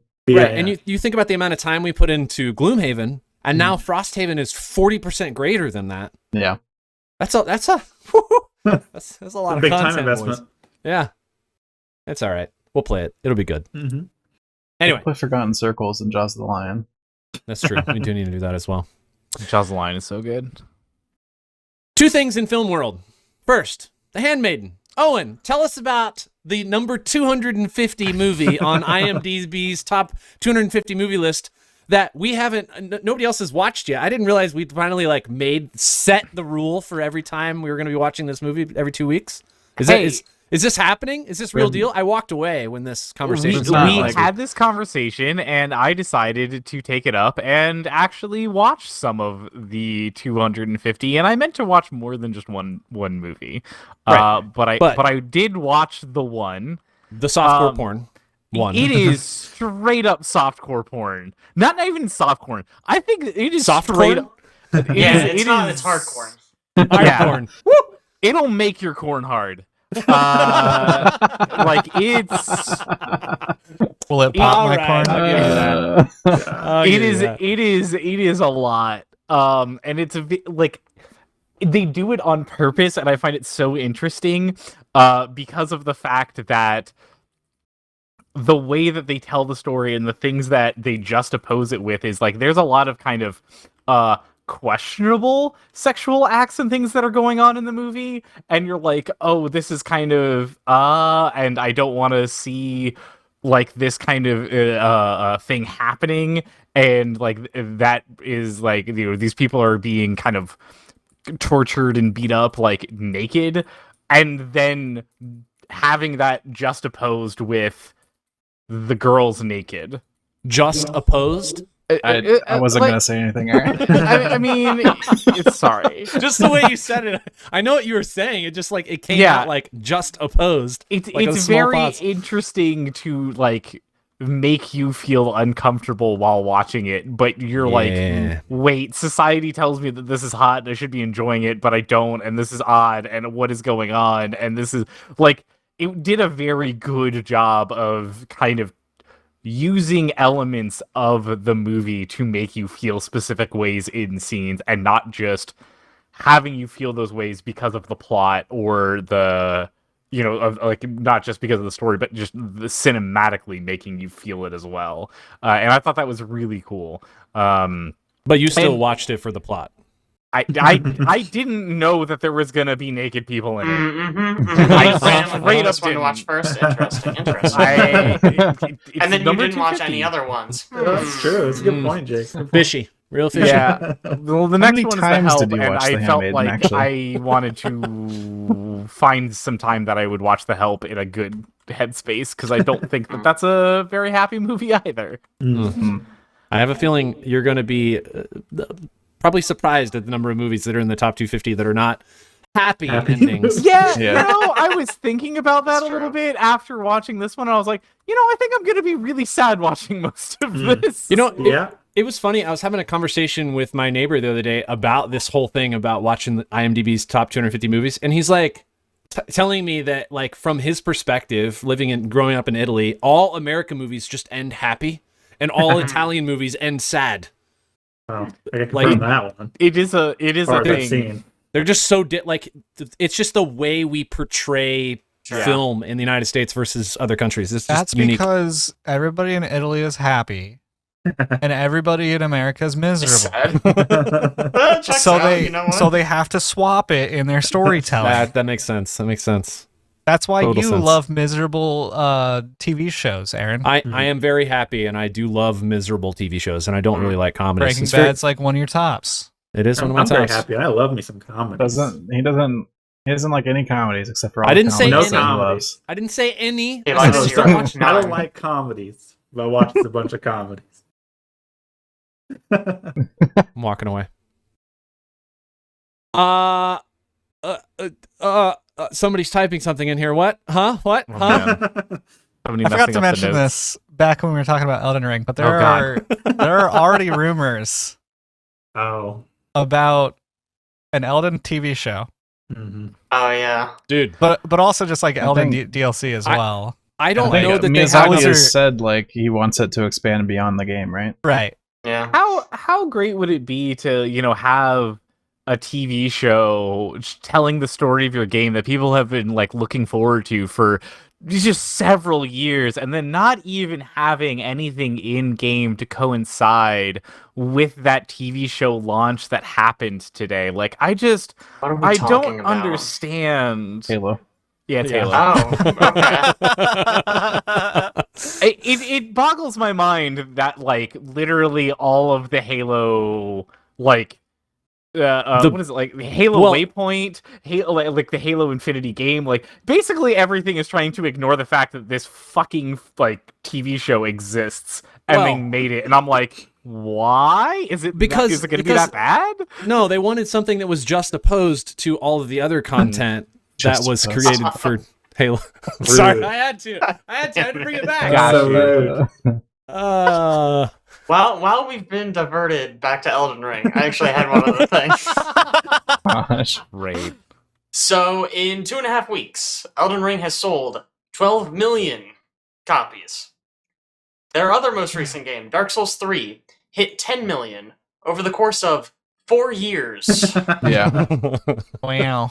Yeah. That's crazy. It's There all are- comparisons to Breath of the Wild. Yeah. So There are somebody said Breath of the incredible- Wild, everybody's like, "Play the game." There are an Yeah. incredible amount of people that I know that they'll be like playing Elden Ring and they're starting for the first time and they're asking questions and I'm like, "Have you ever played a Souls game?" And they're like, "No." I'm like, "Oh, Yeah, well, Yeah. buckle Yeah. up." Yeah. get buckled. And they're like, I wrecked, keep fighting- motherfucker. I keep fighting this guy on a horse, and he one hits me, and I don't know what to do. Well, I mean, go around him. literally right this second, Elden Ring is the most played game on Steam right now. Can you compare Elden Ring's Like Steam still charts has to New World? current. I mean, probably New World's the third most played game on Steam right now. Oh, CS:GO's in between. Wow. New World. Go New Or World. not I new, guess. not New World. Sorry, Okay. Lost Ark. Okay. I was thinking- That makes I a was lot very more surprised sense. for a that second. is a lot more sense. New World is down at 31 actually. Hmm. 20,000 You're about to people make me playing it. go look up what update they just dropped. We're, What happened? Where's Dota at right now? 4? Dota is at number 4. Yep, Yeah. Okay, makes sense. 280k. Yeah, that's low. That's very low. Where's Everybody's where's playing Elden Ring right Artifact? now. Artifact. Too soon. Wow. Too soon. Wow. Artifact. That game Classic, just ended, 19 current players. 19. That's double digits, baby. Let's That go. is, It's coming wow. back. Last but not least, in film things, we should briefly touch on the Batman. Yeah, did we talk about this last week? I couldn't remember. Owen Chad briefly did. mentioned it. Chad mentioned Oh, it. Chad. Chad did. That's right. mentioned Chad it. did. Okay, I only just saw it last weekend. It's a real good movie. It kind of it doesn't feel like a superhero movie, I guess is what I'll say. It really feels like a detective movie. Like it's a real like noir. Okay. They really lean into him being the world's greatest detective. Yeah. But yeah, it's which really were good. It's really freaking good, y'all. Like check that bad boy out. It's long. Yeah, Yeah, 3 hours, 3 right? hours. Oof. Yeah, I didn't think it would bug me. Like it's good end to end, but by the end I was like, let's wrap it up. Like maybe There were we definitely a few parts where it's like, all right, we're over. It's like, let's clap. And then it's like, never mind. There's more to this. What is going There's on? definitely a part where you're like, okay, we did it. I'm gonna get up. I'm gonna stretch a little bit, and it's like, oh, you thought that was my master You plan? thought. It's like, oh my god, wait, we're still going. Not even in my final form. I mean, exactly though. But yeah, Robert Pattinson, great Nails job. Yeah, he does Nice. awesome. I he's love so good. That's good. Bruce good to know. Wayne is like an emo kid, which I don't know if it's Makes good, a lot but of sense. it did make me happy every time it happened. He's got like this fringy haircut, He did and he's got like tragically a lose his circle. parents. Did you hear about that? Like 50 years ago. Get So over I it. I need to touch on this because there has been a ton of people and a ton of social buzz about this. It's not really spoiler, but Jake just kind of hit on it where Bruce Wayne. First of all, Bruce Wayne doesn't really come out a lot. Yeah. You don't really see like in The Dark Knight and stuff like that how he was at parties and like he was honestly, if you look at it, unrealistically living both lives. And Yeah. like how did he have all the time and how was he awake all the time? But in this movie, it actually shows like he's bruised and battered when he comes back. Like he's tired. He looks like shit. Yeah, there's a point where Alfred actually gives him sunglasses in the daytime because he's like not used to sunlight because he's literally the Batman and that's it right now. And so honestly, what it kind of starts out as is this is he's a man that's trying to figure out how best to save his city, and he's trying to figure out the whole Batman thing. And he is very intelligent and a detective. And so when you see him as Bruce Wayne, he doesn't really want. That's just like his mask. Like that's his mask. Batman's actually him. So I think a lot of people missed that when they watched this, and they did look at the emo kind of brooding, like he doesn't actually want to be Bruce Wayne kind of thing as something that was bad. But honestly, it was pretty good storytelling because he lost his family and he's trying to figure out like how to. He's like his whole thing is vengeance kind of thing. And there's like I won't go too much into that, but yeah, definitely look at that It a feels little like bit it's more got when you're watching it. feels like it's got some of that John Wick, Jack Reacher, like always beat up, always like. Oh sure. You know what I Kinda mean? angered. It doesn't Yeah. actually go perfectly all the time. Like, Right, Yeah. Right. Which I really like that. And like I believe that if they make another movie, which of course there's probably gonna be a trilogy on this, but because of the success that it's had, but I think he'll be more Bruce Wayne in the next one. And they probably see that Dark Knight vibe, where it's like he's actually going out and being like that person, and then also being Batman. You get a good Hush movie out of that, huh? Oh my god. Oh, Hush would be. I mean, I think they teased that question mark. Oh, did they? I don't know. Maybe that's. I don't think that's spoilers. Well, I mean, I watched Well, the you movie. said And it it wasn't either like way. it wasn't like in there. It wasn't like whatever Hush's real name is shows up and is like, I'm gonna be in the next movie. It was just like a rumor I saw online. Speaking of the villain, though, I want to give a shout out. The guy who plays the Riddler, fucking crushes it. Honestly, Like yeah. honestly, like steals every scene he's in. I thought he did such an amazing job. Mm. Like Is the it Jim Riddler's Carrey such. again? Yeah, it's Jim Carrey again. Absolutely. No, I don't. I honestly don't know his name. And like, if you've seen the trailers, it's pretty obvious. You're not going to see his face for most of the movie. Oh. But he does. Oh my god, I think he just does such a good job. Because the Riddler, I feel like, is such an inherently goofy villain Right. that doing a serious version would be hard, but just knocks it out of the park. I felt it kind of jarring at first that it wasn't a goofy Riddler, and then Yeah. after like it got into it, I'm like, oh, this I'd like this. Like this is actually Yeah. pretty good. It's more of like a serial killer kind of vibes. Right. It's it just really worked for me. I thought it was amazing. I mean, everyone does a good job though. Great movie. I wanted to bring up just real quick, briefly. Janae and I went and watched Death on the Nile, which, by the way, is a movie that started Principal Photography back in September of 2019. Oh my god. Mm-hmm. It's been a minute since they started filming that movie. If you liked Murder on the Orient Express, movie's right up that alley. It's fun. It's simple. It's accessible. Johnny Depp in it? Totally. Yeah, 100%. Good. Yeah. Awesome. Love to hear totally. that. 100%. So sad. Too Different soon. than the book too, which is weird, but also Really? cool. Yeah. Do they change who done it? Is that spoilers? I don't know. I'm asking anyways. You can just nod cams if you don't want to do it. Yeah.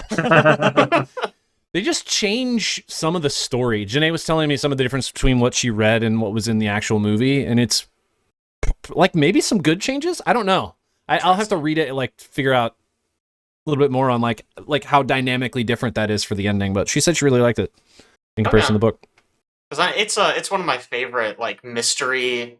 I guess I technically haven't read the book, but I watched. Growing up, I saw a lot of these like movies of the Poirot series, and I always really liked Death on the Nile. That was like one of my faves. Have you seen Murder on the Orient Express? I actually haven't. I have read the book though. They're fun. They're just like they're not complicated movies. You can kind of just chill and watch them. Yeah, they're sure. really visually cool. I love a good mystery. Yeah. Knives Out has like a weird Batman. twist on those, right? I guess. Pretty similar in general, though. No. Feel no. I mean, thought they were. it definitely has the Hercule Poirot, like however you say his name, because it's super hard to pronounce. I can never say it right. Well, he's But it has like that feel. Belgian. Yeah, from the detective, but definitely a different feel to the movie, like overall. A lot darker, I feel like. a lot darker. Yeah. Last but not least, let's wrap up with a quick stuff item here. I'm just gonna let Alex talk about Maddie, and we have the same exact opinion on this, guaranteed. But Alex, It was a horrible experience. there were hated every some second of it. freaking fat clouds coming out. Let me tell Oh you. yeah, very much weed smell in that theater. Who or what is Maddie in? Madian is a musical performer. Oh, I see. He does EDM he does like kind of. EDM-y type stuff. Yeah. Okay. You might have heard one of his songs before. There's a couple that were like kind of widespread and in like some PlayStation stuff at some point, I think. Shelter that he did with Porter Robinson. Oh yeah, and then like- that one, which is like the anime, like the short film anime music video that you might have seen that. But yeah, he is just one dude, and he's up there performing his music. How much of what he's doing is actually live? Questionable. I'm always questioning these types of performances because like it's like electronic music. Like, you're not like playing all that live? Like, it's mostly recorded already. I don't know, but it was the best like visual like light show I've ever seen. It was an insane production, just wild, so many lights. He had an entire huge wall of like LEDs behind him that was just playing like visual stuff to go along with the music, and it would be like incorporated into like his beats and everything would match up perfectly with all the visuals, and then like You had they headphones would on? use Not all the time. Beats headphones? he was talking about Beats the brand. The headphones, yes.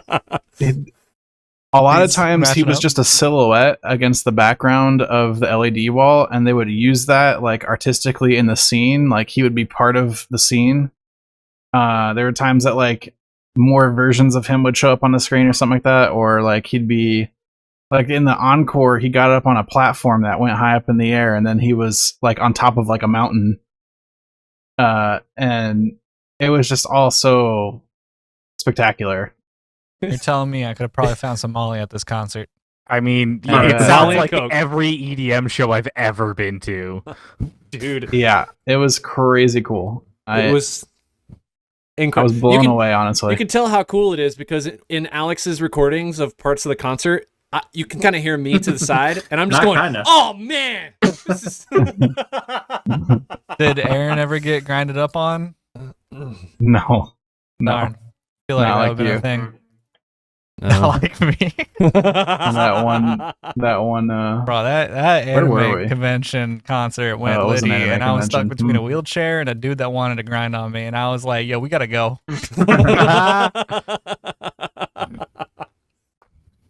There's, I think, an entire, like somebody recorded the entire concert, right, Alex? Yeah, so like it's the same performance that he's like touring with, and there is a version of it I found up on YouTube that's like a semi-professional recording. It's Nice. the video quality is not great, but the audio quality is there, and also this is like a unique mix of all of his songs, and so it's actually like super cool to just listen to like the whole like a little bit over an hour Just like mix. Oh, dude, it was so good. It was so much fun. I loved it. I've listened to it like 4 or 5 times since we've been to the concert now.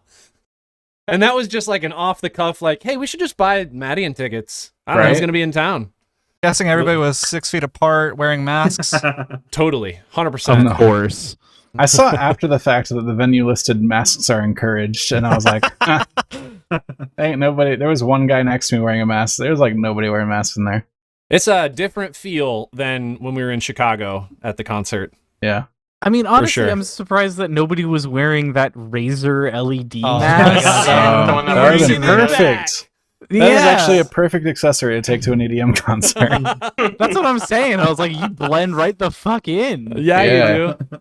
Oh, taking it back. Hey, Owen, can you tell us when you get one of those so you can review it for us? I will never buy one of those. Oh, Owen, Good man. you got to do it for the podcast, Owen, for the listeners. It's important. You can write it off. Yeah, 100%. Just send me the receipt, Okay. and I'll say, uh-huh. Yeah, there it is. Sounds about right. I'll say, uh-huh. Uh-huh. Uh-huh. Uh-huh. Yeah, totally. Send me the Totally. receipt, and I will throw it in the trash for you. All right, well, join us in 2 weeks when Owen reviews this very Oh, no. important EDM mask while listening to Madian on YouTube. That'd be perfect. Gotta get like some of the headbangs in there a little bit, see if it Yes. feels secure. Absolutely. All right, peeps, thanks so much for joining us. We'll catch you next time.